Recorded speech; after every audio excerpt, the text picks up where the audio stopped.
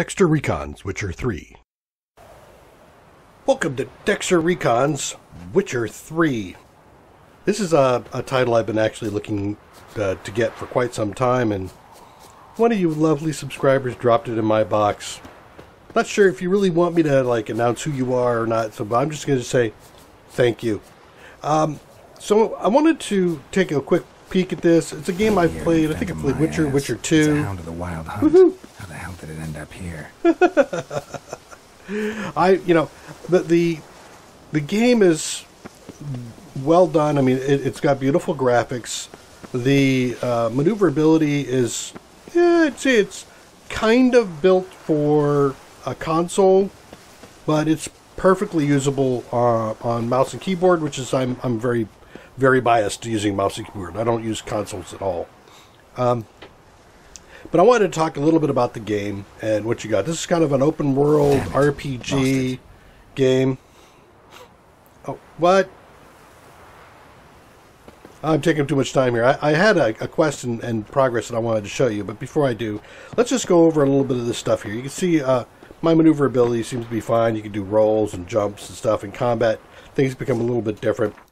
Let's take a look at the inventory screens. You can see that within the inventory, you've got the normal RPG elements of wearing armor and having items, weapons and stuff. And in this particular case, in The Witcher, you have two weapons. You have a steel weapon and a silver weapon. Steel is meant for mundane kind of things, bandits and wolves and bears, oh my.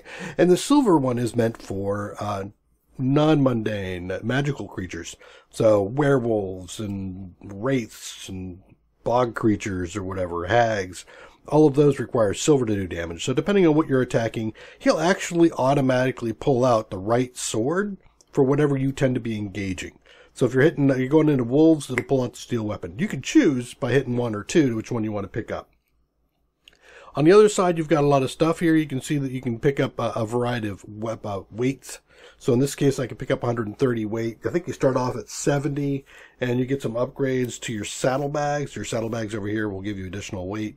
You've got also things when you ride your horse around. You got horse blinders to prevent fear. So if you're fighting and he gets frightened by whatever's around, if he gets panicked, he'll kick you off and you'll be on the ground. You also got some saddle to increase the stamina of the horse. So if you want to run, there's horse races and things you can do. And then there's a trophy. When you kill some special creature, you can pick up the trophy for it. In this case, this is a Noon Wraith trophy that gives me some additional experience when I'm killing off humans and non-humans. You also get to create oils, potions, and bombs. Oils are different types of coating you can put on your swords to help you with whatever you're attacking. For example, if I'm attacking some insect-type creatures, I can put the insect oil on my weapon, and it will give me additional attack power against them to let me do more damage. And there's, as you can see, there's 9 of these things, and I think there's actually a few more. I haven't unlocked them all. We'll take a look at those. You have potions you can make off of, usually by picking up things like a werewolf piece and then putting it with a bunch of other alchemy components you have. You can create this potion. I can use this once, but here's the catch. When I meditate, I drink some alcohol, and with it, I can replenish all of my potions. So this is actually just the number of charges you can use between meditations. In addition to that, you have bombs. Bombs are things that you can throw using your, in my case, the middle mouse key. And some creatures are more susceptible to one bomb or to another. And of course, as you can see, there's so many things to choose from. You got to figure out what it is you're going to be doing. To do that, you have, and I'm going to switch over here real quick to the bestiary. This is going to give you a list of things you've encountered and fought. Generally, you have to fight it and kill it once to be able to get this entry. Sometimes you can get it out of a book. But if you look down here, for example, on bears, I can use beast oil, which would be beast oil, enhanced beast oil, superior beast oil, whatever that is, as long as it's beast oil. It'll give me additional damage against the bear. And there's some signs that I have, and this is the Quinn sign, and it's saying that against the bear, the Quinn sign is the strongest thing you can use. It isn't necessarily, all the signs aren't attack ones. Some of them are defensive, and this one is actually defensive. So it's really just saying there's no particular sign that's really good against this bear, but if you have a Quinn sign up and for defense, it's really probably the best thing. And you can see there's a whole different variety. There's cursed ones, there's draconoids where you get some dragons, elementals, like the earth elemental, hybrids and insectoids. It looks like I've run across a couple of insects here that I haven't checked out yet. You can see the little asterisk See the little asterisk up there? It tells you what it is that you run into. Ice trolls. Here's the Quen sign again. Let's go over here. The drowners have Igni, which is a fire sign, and of course they have the necrophage oil. So, and as mentioned earlier, you can replace things by doing the meditation. That's also in this thing here.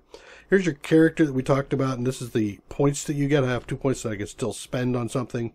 So you can go through here, and here are the different things for combat. You have a quick attack, a strong attack, and defense, and some other things as well. Then you have signs. You have 5 signs you can use. You have the Ard sign, which is a telekinetic blast. You can use this to like break down a door or to knock somebody over. This one is the Igni sign, which is like a fan-based fire. So you do like what is that?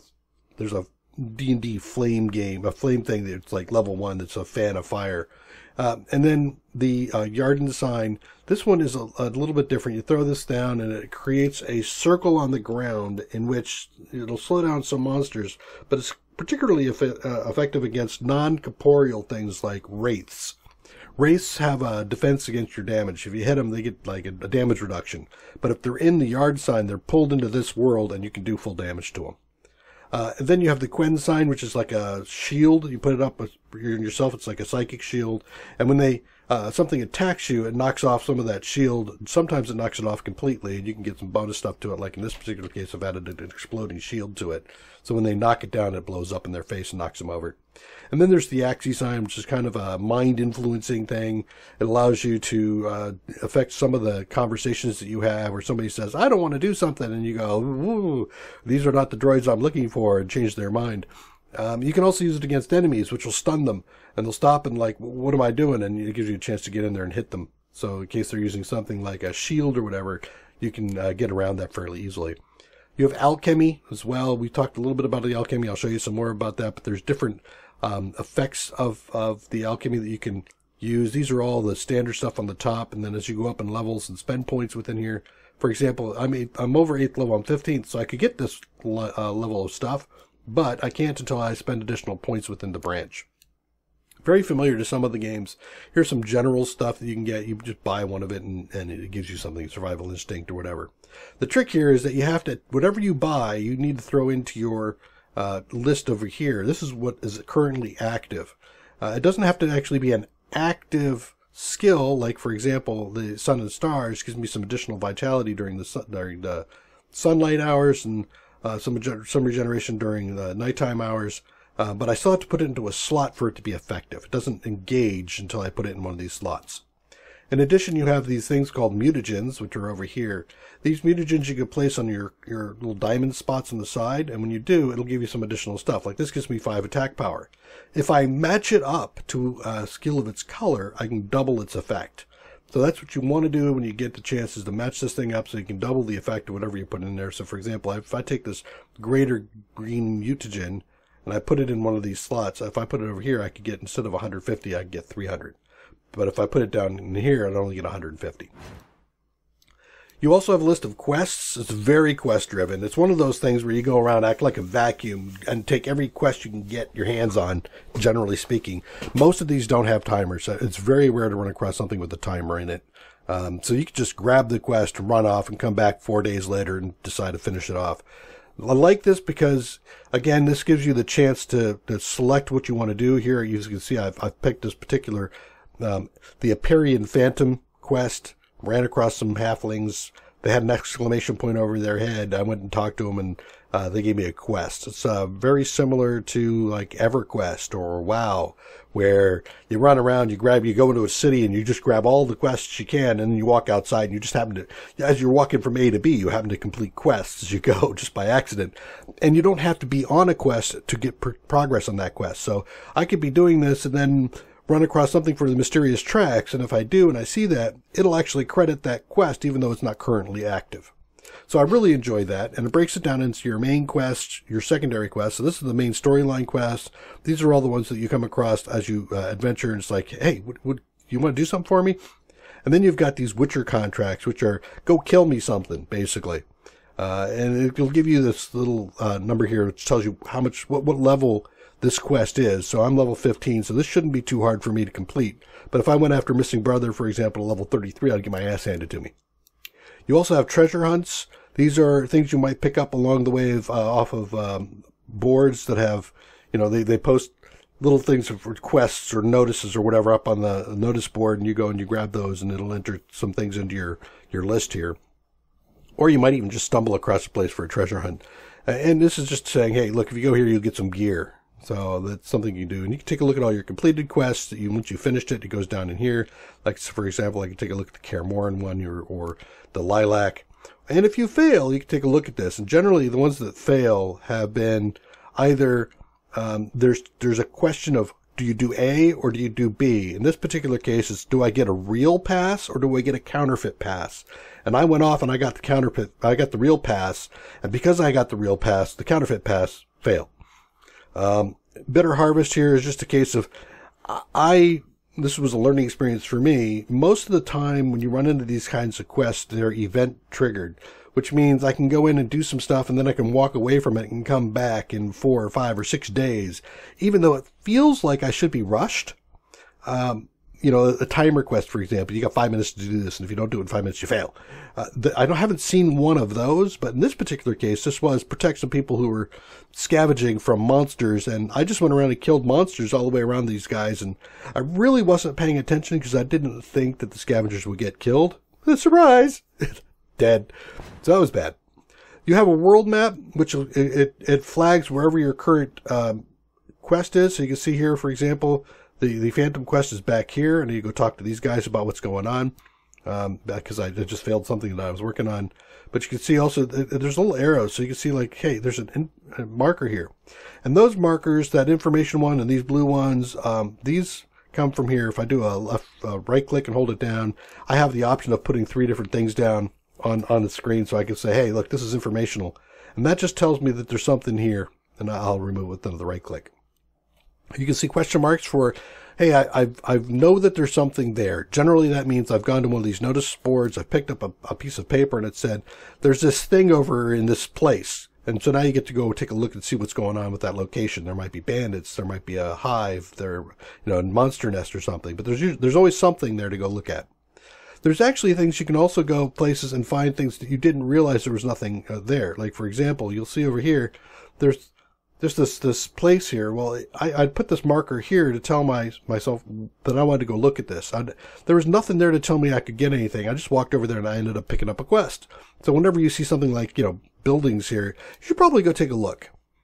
So with that, the next thing, I'm going to go back here to the inventory real quick. You can see that in the inventory, there's some more things. There's food. If you eat food, you can get regeneration. You can get your stamina back. You got quest items and other items that you use for alchemy. You can break these things down. So I could take this rope ladder, which is currently junk. I could either sell it, or I can go to an armorer or a weaponsmith and select an option to do dismantling, and it'll break this down, but it charges me money to do that. So I have to pay cash to break this stuff down. And that's really one of the key things in this game that I have found. The biggest limiting factor in this game is cash. Trying to get cash can be fairly difficult. Once you've looted a box, you can't, I think you can't loot it again. You might be able to loot it again if you've saved and reloaded. You can't keep doing quests over again to get cash that way. So the only way to really get cash is, one, in the alchemy section, which is over here. You can keep going out and grabbing stuff like these molly arrow plants. So you go around the environment, and I'm going to go out here and take a look. You can do a right click and it gives you your Witcher senses, which gives you a chance to go, oh, look, I can see special stuff around me. If you move enough, see, there we go over here. You'll see that little the little leaf up there in the upper right hand corner. That's my radar. It tells me that there's an herb here, and I can come over here, hit G, gather, and grab that crow's eye piece of alchemy, which will allow me then to do alchemy. Alchemy gives you substances you can make. Like, for example, I can change this blue mutagen by hitting an E and create a greater blue mutagen from it. It looks like if I have 3 of those, I could create another one. So if I do like 2, 3, this should light up. Yep, there we go. Do one of those. Now I've got a greater blue mutagen. And if I go back into my inventory, or not my inventory, my character screen, there it is. And I look in here, I'll have a greater blue right there. All right. In addition to the alchemy, you can also upgrade all of your bombs, your potions. Once you create a potion, you've got the potion. Oils. So here are all the oils. I can do some upgrades. So I can do upgrades on some Draconid oil, but I need to find a cockatrice stomach. And here's some other things that I need to get. Most of the stuff you'll find as you go along, but there's always one component that is linked to the animal type, and it's usually something that's fairly tough, so that each of these tiers gets harder and harder to make. So I can't make an elemental oil without getting this albedo thing here, which is probably going to drop off an elemental that I had to have to kill somewhere.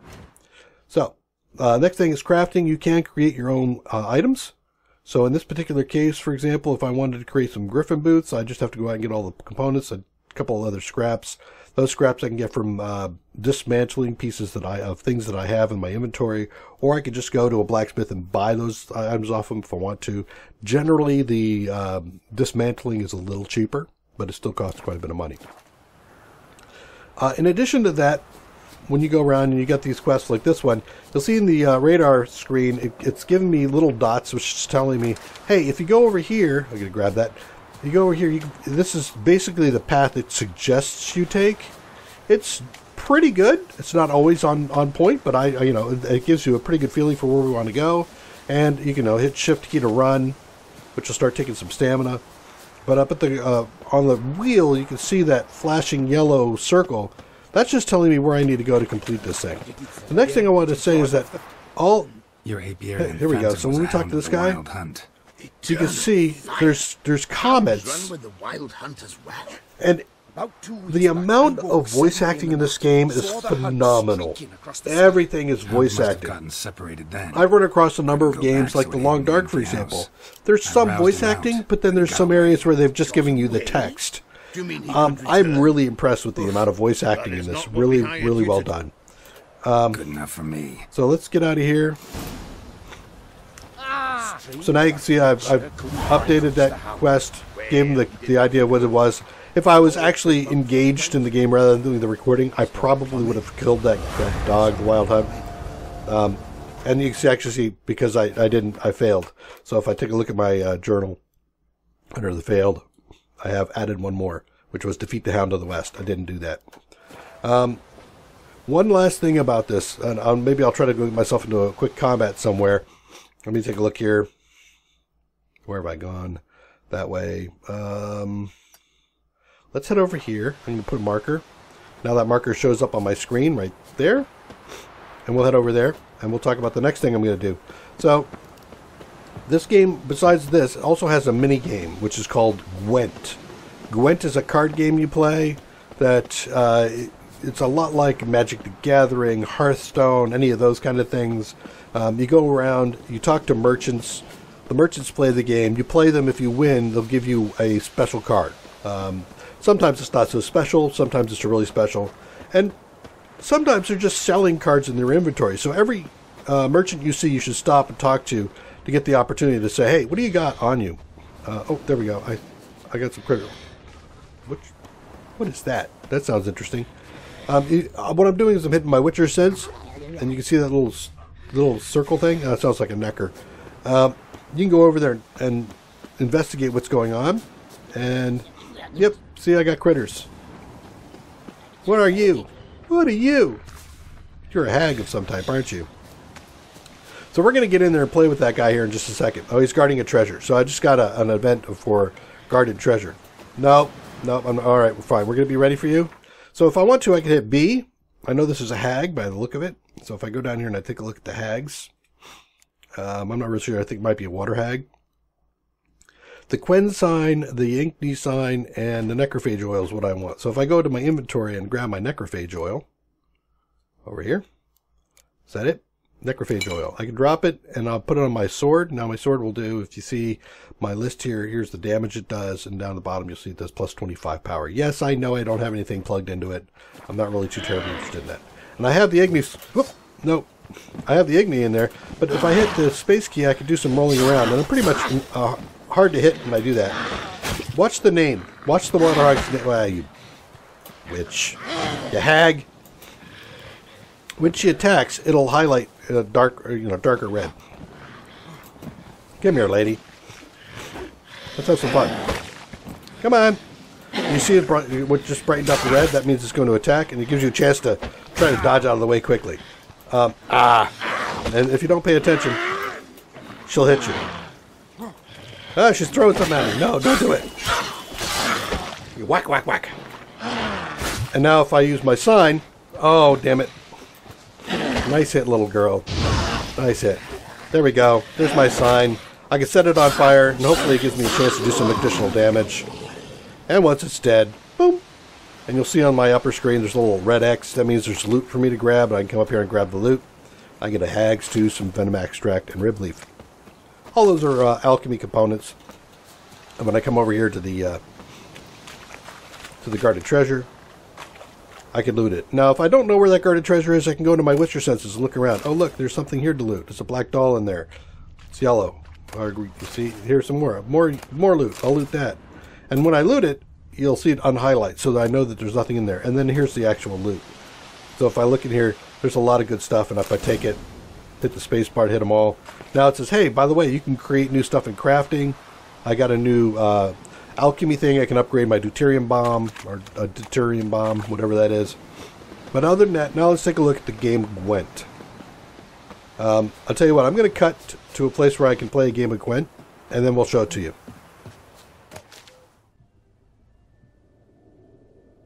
Okay, so I've come into a town. I try to find a place where I actually haven't been playing Gwent yet, because you only get a special card on winning your first game with somebody. So in this particular case, I've got a merchant here. He's an armor crafter, so I can do some crafting. But if I ask him, show me your wares, he'll tell me what he's got for sale. And I want to do that to see if he's got any cards for sale. He's got no cards for sale. He's got some other stuff for sale, like the, what's this here? So this is a diagram to create a glyph. And you can see that he's got some glyphs for sale, and I can do some upgrade of glyphs as well. But nothing that I really want as far as the card goes, and so I'm going to come back out. Now I can do Gwent. I get a chance to spend anywhere from 1 to 5. This is constant, so I always tend to max it out. And when you do play this game, you've got various realms. And the one you start with is the Northern Realms, but you can get the Squeatel, which is basically the elves. You can do a monster. And each of these guys have like special traits. This one here, you can pick any weather card from your deck and play it instantly. Weather cards tend to change the attack abilities. What's his? Torrential Rain, play it instantly. Northern Realm is pick the Fog, play it instantly. So, and I have a deck that I like pretty well with the Northern Realms. So what you have are melee, archery, catapult. And then there's some special cards you might be able to pick up. So if I look over here in my deck, so this is my collection, here's my deck. So I've got some cards that I could use, and they all have some special things. Like, for example, Verdun Roach here, he's a hero. Special ability cards don't affect him. So if I throw, in this particular case, a Blizzard on him, which would usually reduce all melee characters to 1 strength, he's unaffected. But if I throw out something that might double everybody's strength, he's also unaffected. Or if I do something that says, hey, replace a card, put it back in your hand, or recall it out from the library, he's unaffected. So powerful, usually they're 10s, very strong, but again, unaffected by those special things. Another thing that you can have is the little eyes, which is spies. You put this on the other person's playing field, so I'm going to give him 5 strength. I get to draw 2 cards from my deck to add to my stack. In addition, you've got these things, which is Tight Bond. If you've got more than one of these guys in your deck, or one or more in your hand, you put them together, every one you put down doubles their strength.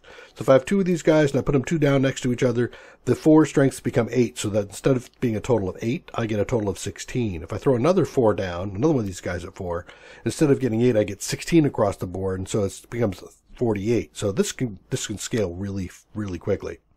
There's some others you'll find as you go along, but we're going to go ahead and skip those at the moment. But you have that, you have archery. Again, you've got the catapult type stuff, ranged. Heroes, here are my heroes. And then the special cards. So real quick on special cards, there's actually 4 types. I've only got 2 in here. Biting Frost turns all the melee to 1. Fog turns all the range to 1. And the other one I don't have, which is Torrential Rain, which is over here, turns all of the catapults to 1.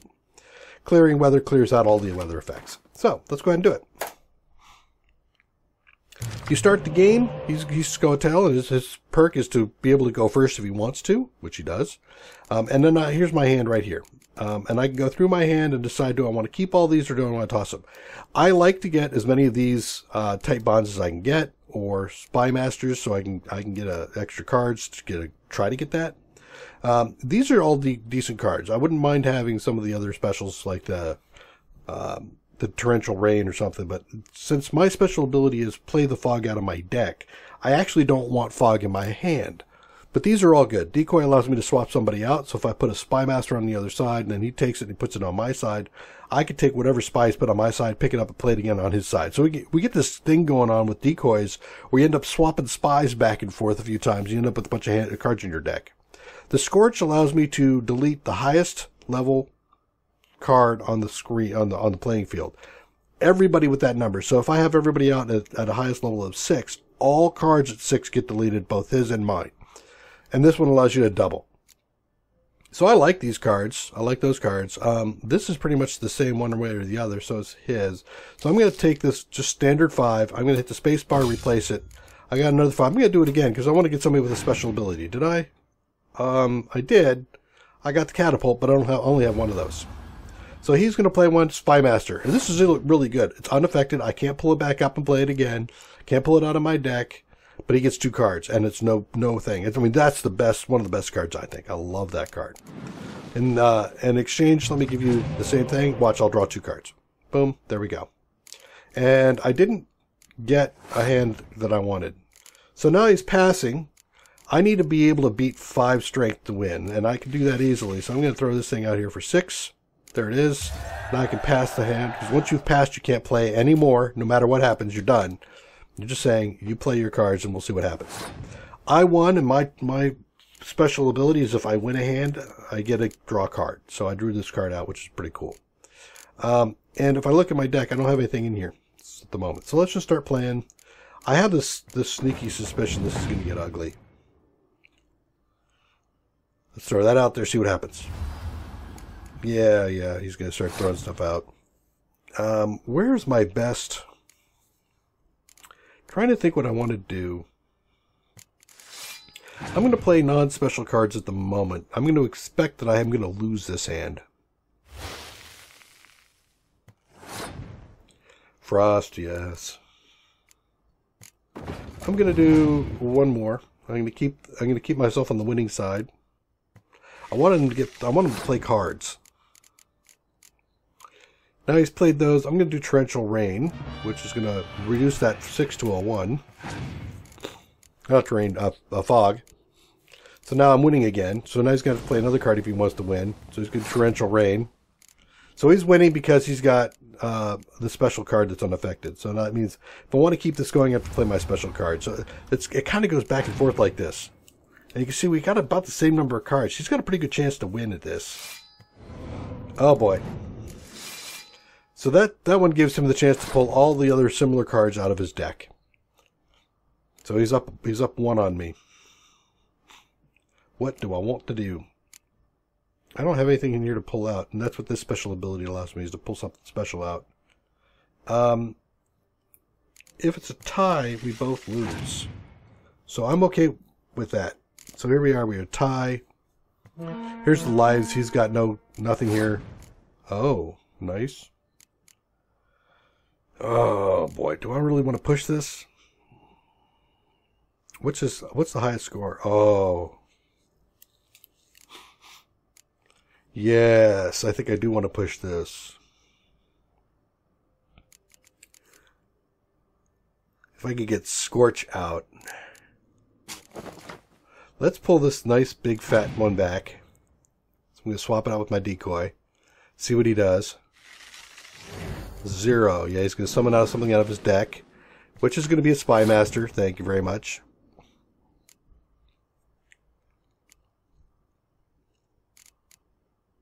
I don't want to use Scorch at the moment. So that means I'm going to have to play either this or this. Let me play this, because I can pull it back out with my healer. What you gonna do? Damn. So if I play Scorch, the only thing I'm going to kill is that one guy right there.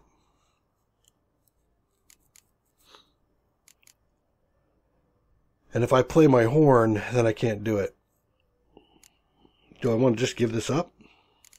If I play, well, if I play Scorch, it'll put him under and I'll have to play another one. So let's do that. So he's under by 1.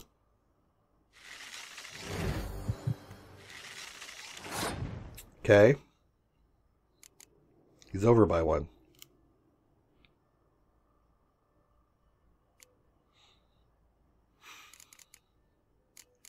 If I play the horn, I think we could do that. I'm going to do the horn down here. That'll give me 2. Actually, maybe I'll do it here just in case he summons another Spy Master. So he can either clear this. If he clears the board, he'll be doing pretty well. There's what, 2? Yep. So he's over by 1. Man, oh man. I think I'm going to let it go. So I've got him down to 3 cards, and hopefully those 3 cards aren't going to give him a whole lot of advantage. I'm hoping. I've got some decent cards too. So the first thing I'm going to do is I'm going to do my healing. Oh boy. That's brutal. Yep, 15. He's got 2 more cards too. What do I got? Do I have any? I do have a spy. Can I afford to give him 5 points though? And what am I going to get? I either go for the 8 points, which will put me up to 13. I'm going to do this. It's a toss-up between the two. It depends on what he has in his hand.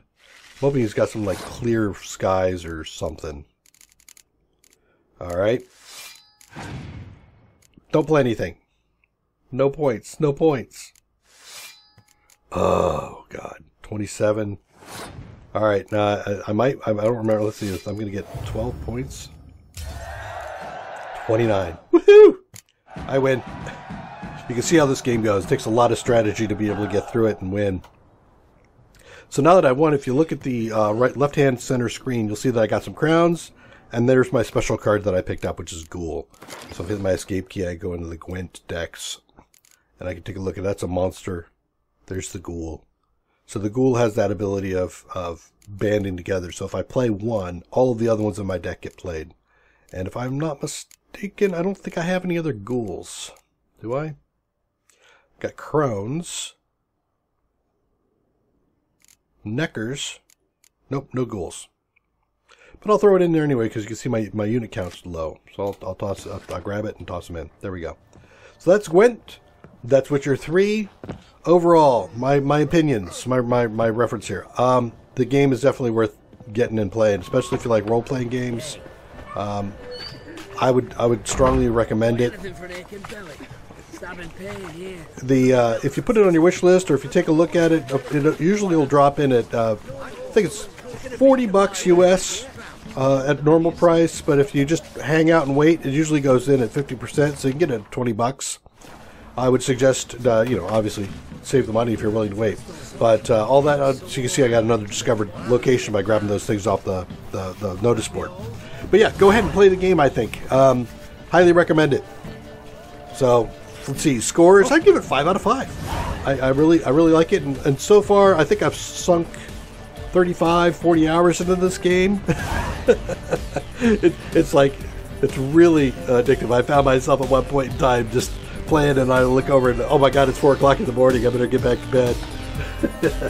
So, hope you enjoy it. So sorry. You get stuck with this like me and you just keep playing. No, I'm not sorry. Take care. Bye-bye. Thanks for watching another episode of Dexter Plays. Please leave a like or subscribe and post any tips or tricks down below.